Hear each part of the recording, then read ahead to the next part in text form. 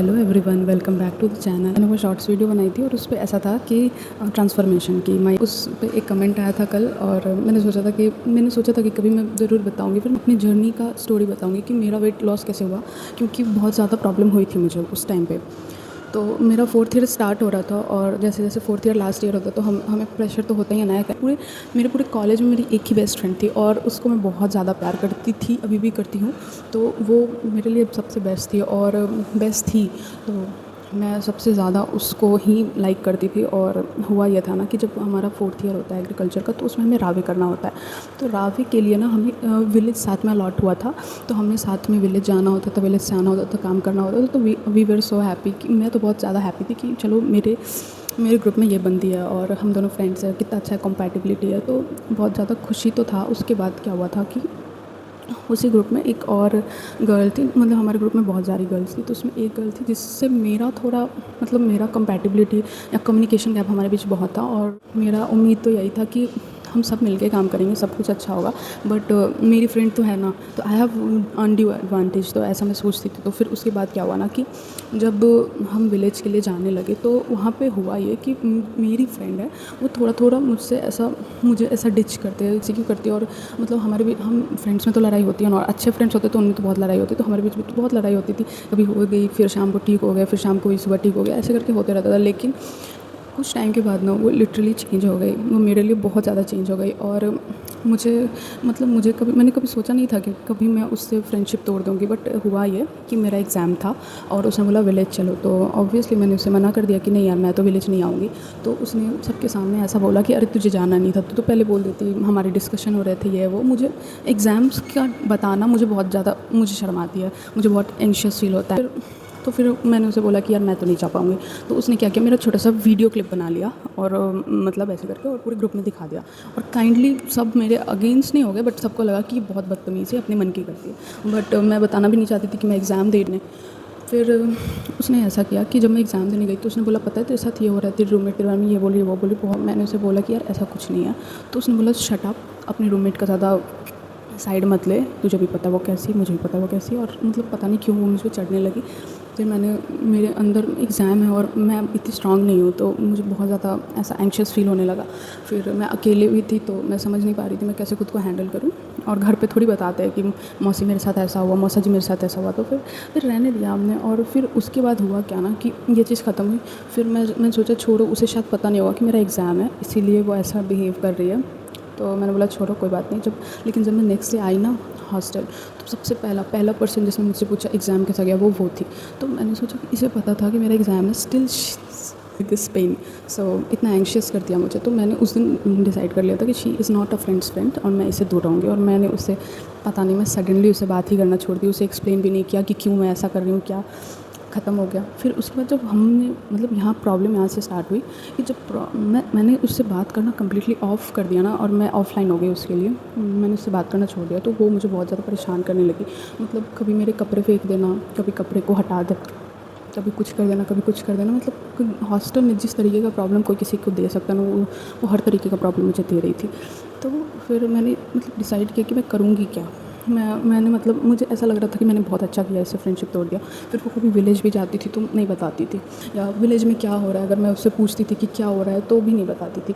और वो यूपीआई वगैरह यूज़ नहीं करती थी, तो उसके जितने भी पैसे थे ना वो सारे ट्रांजैक्ट मेरे थ्रू ही करवाती थी कि चल इसे दे देना, इसे दे देना।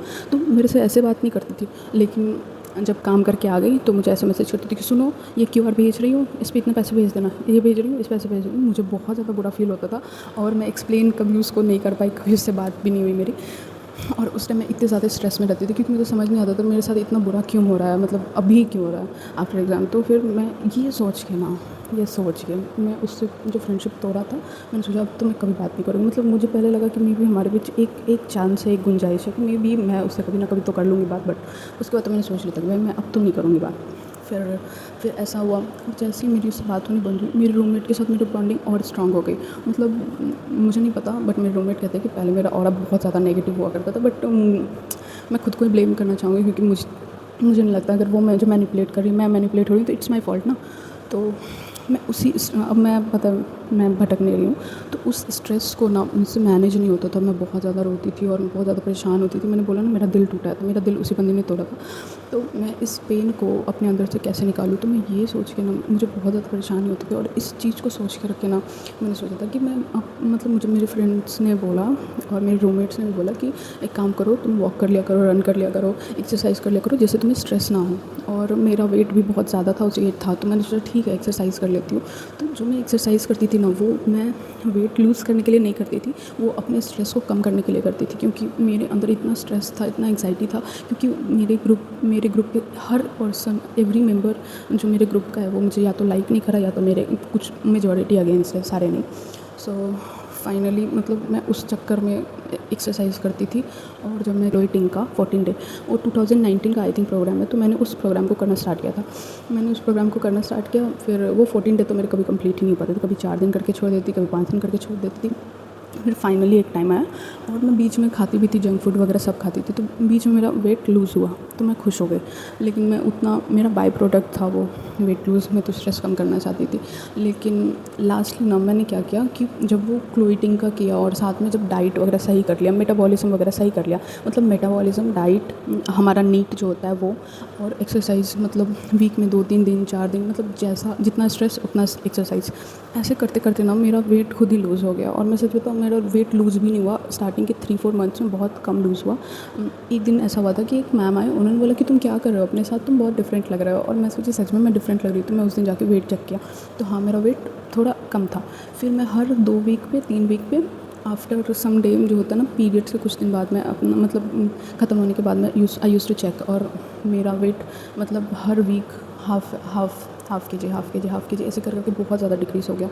और हाँ, मैं पहले जो मतलब कि मेरा क्या मतलब मेरा BMR जो भी हम चेक करते हैं, वो मैं शायद वो वीडियो बनाऊंगी, बट वो बहुत ट्राई करूँगी बनाने का। भी मेरा एग्ज़ाम है तो ज़्यादा हो नहीं पाएगा मुझसे भी, क्योंकि मेरे कमिटमेंट, मेरा कैसे करके मतलब मेरा तो वेट लूज़ हुआ था।